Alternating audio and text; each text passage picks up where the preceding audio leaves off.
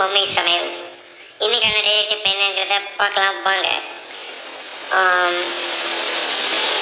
முட்டை வறுவல் செய்யும் போது அசைவ வாசம் வராமல் இருக்க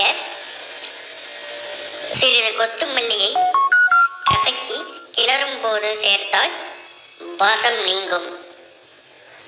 ஓகே கைஸ், மறக்காம நம்ம சேனலை லைக் பண்ணுங்கள், ஷேர் பண்ணுங்கள், சப்ஸ்கிரைப் பண்ணுங்கள். நாளைக்கு அடுத்த வீடியோவோட பார்க்குறேன். பாய்.